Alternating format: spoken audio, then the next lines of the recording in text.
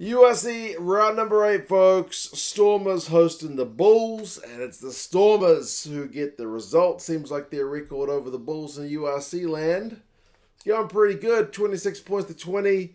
Go over some key events and stats. You guys can let us know your thoughts. I think the Stormers will be disappointed they didn't get more tries than the two they got.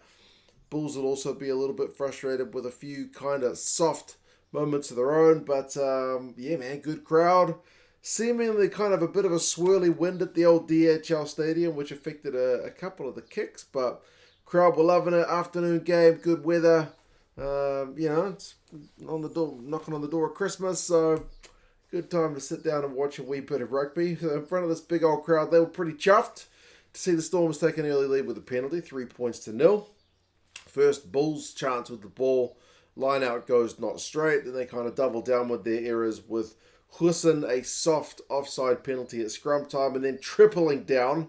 Again, it's Hussein with a late tackle this time on Marty Libok. So, yeah, kind of gifting the Stormers a free bit of field position. The Stormers go for touch, some phases, and then eventually Damien Willems opts for a drop goal. So 6 points to 0. That's what I'm talking about the Bulls. That they won't look back on that one with any kind of, glee because they were their own worst enemies at that period of the game. But as I said, the crowd were loving it. But then, bang, bang, man, out of nowhere, the Bulls, when they did finally get some ball, and they managed to throw a lie down in straight. 2 tries, one through Ludwig, the big second rower. That was from a maul. First real chance taken, all from a Stormers penalty conceded at the breakdown.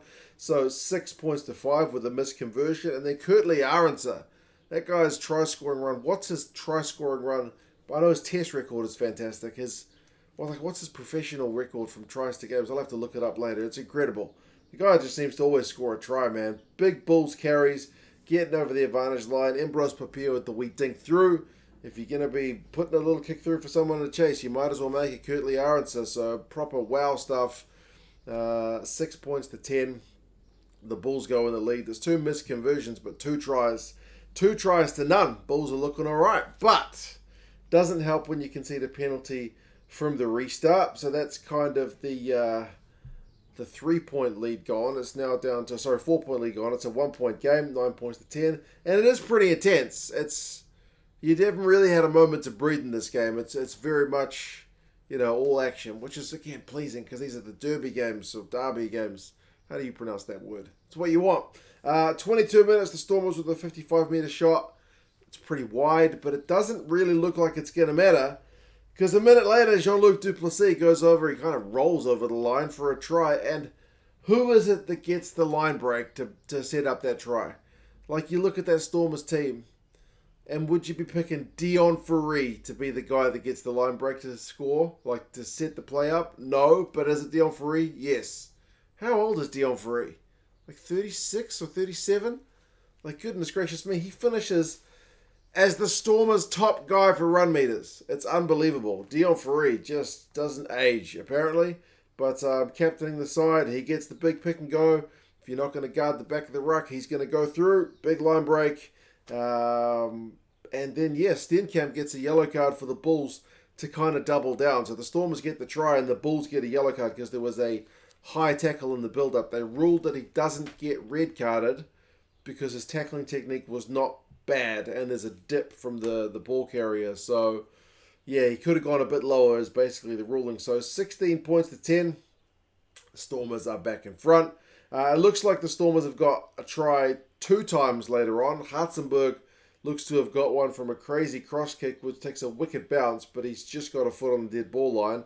And then Dion Ferree, the man himself, looks to have got one from a maul, but he propels himself from the ground with his knees. So that one is also ruled no try. So 2 Stormers disallowed tries. They'll look back on that period with a bit of disappointment, like I mentioned. So the yellow card kind of finishes. No damage done. No damage done for the Bulls. They go back to 15. They go on attack.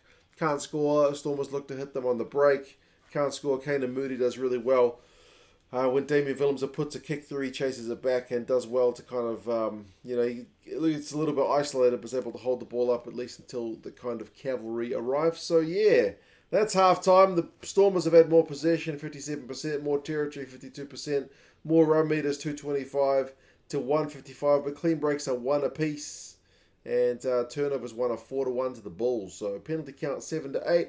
Not egregiously high. I often feel like Van der Westhuizen's a little bit whistle happy at times, but I don't know. Like the two kind of high tackle calls he made in this game, I thought were pretty sensible because I don't like seeing guys get cards when they're in a genuinely good tackling position and someone's carrying the ball that low to the ground that they end up getting headshotted. You know what I mean? So anyway, we'll get to the second one a bit later. Second half, Stormers' early chance. They opt for a 3. It's a better strike this time, so 19 points to 10.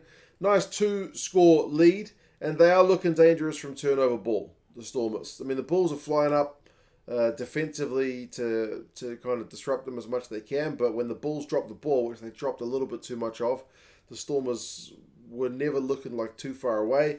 Then we get this other tackle I'm talking about. 49 minutes, Gumede for the Bulls. It's a head, like kind of chin, neck area, bit of head contact, but he's genuinely in a good tackling position. He's bent over.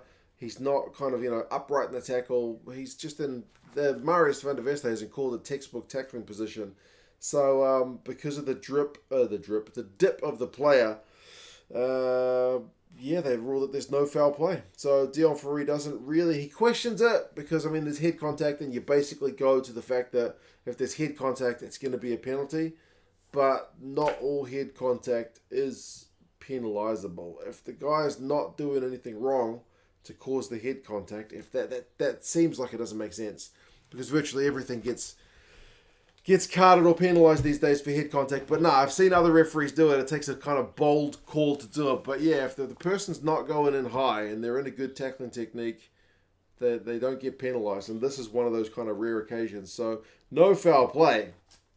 But then the Stormers will be they'll be aggrieved that there wasn't foul play because then the Bulls go 10 phases. LaRue with the final pass to Moody out wide. It's a proper thing of beauty. So, yeah, great try, great conversion, 19-17. So, Stormers, as I said, they don't get the foul play call, which I agree with. Personally, I don't think it was foul play.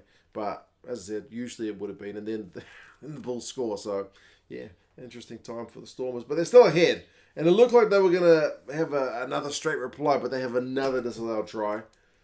Willems had genuinely just dropped it over the line, trying to go for a sweet one-handed kind of rugby league style finish in the corner, but the ball just drops out of his hands. So no deal, a little bit of separation, and then Libok misses a drop goal. Nobody was charging him down, so go for the drop goal. But man, how many missed opportunities there for the Stormers? That's three missed tries disallowed and one missed drop goal. So you kind of got that little bit of nagging doubt if all these missed chances are going to come back to haunt the Stormers guys. But no, because they managed to get a try virtually a minute after the missed drop goal. Anyway, Hussein fails to take a high ball. The Stormers, man, again from broken play, got Venter to Engelbrecht to Nell, and it's a heck of a finish. So 26-17. That's the final scoring for the Stormers. We still have like 20-odd minutes to go, but that lead of 9 points is going to prove to be enough. The Bulls went through a load of phases. The Stormers 22. We had another one of those rare calls, and I'll give Marius van der Westhuizen, he's far from my favourite ref, but I'll give him credit because the Bulls went through a load of famers, and the Stormers 22 with advantage, and eventually he was just like, the advantage is over. Like so many refs let people go 25 phases, and they go back for an advantage like 2 minutes ago. And you feel like, man, just because they didn't get that much territory going forward, like they had enough ball. There's not really a hard and fast rule with that with rugby. So he calls the advantage over. I think it was 16 phases. The Bulls ended up knocking it on, but they did go back for a second advantage anyway. He had called advantage over, and then there was a new advantage. So there was a slight gap between them. But the Bulls kind of failed to score. Bulls go close again on 71 minutes. Stormers look to have gotten themselves out of jail with a turnover 1, but the TMO comes in for a penalty against Daimani. That came on from a Ludwig, the big second rower, line breaks. Unlikely guys getting line breaks in this game, but yeah, they go for a penalty to the Bulls to get it back within a score. So 26-20, it's a one-score game with a few minutes to play, like just under 10 minutes, I guess, like at least 5+ minutes to play, but that is the final score. I mean, the Bulls had a great chance, like 6 meters out from the Stormers' line with a line out, but they go to the back of the line out and it's not straight, maybe a little bit overcomplicated. Then the Bulls conceded a scrum penalty, so it looked like the Stormers had the game in the bag. They kind of pushed the Bulls down their own end. Bulls had to go 80 meters and then went through a bunch of phases trying to go length of the field. Chris Smith puts in a cross kick, but it's not really on the money. Zas is able to gather it, and then the Bulls. All right, Bulls. The Stormers are able to hoof the ball out. Goodness me, it's too early in the morning. Went to bed a bit late. Possession finishes 50-50. Territory 52-48, so it's pretty tight, man. Defenders beaten 23-23. Clean breaks 5-5. Like, a lot of the areas of this game very tight. I mean, the Stormers had more run meters, 498-371. The Bulls had more turnovers, 1-5-4. The Bulls conceded a couple more penalties, but yeah, man, Moody and Kurtley Arons are very dangerous. 73 run meters apiece, 2 clean breaks apiece.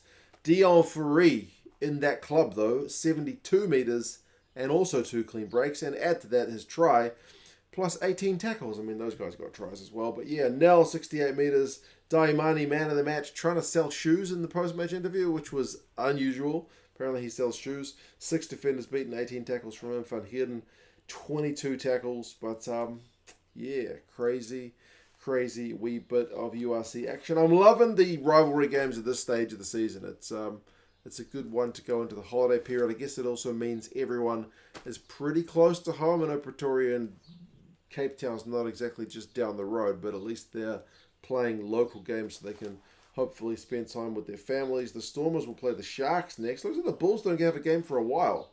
Seems like it's late January to play the Lions, which will be another bit of a rivalry match. But yeah, you guys let us know your thoughts on the game. If you are in the States and want to catch up on this and all the other URC games, remember Flow Rugby is the broadcaster for the URC and other competitions. They've got the top 14 as well. So I'll put a link to Flow Rugby down in the description.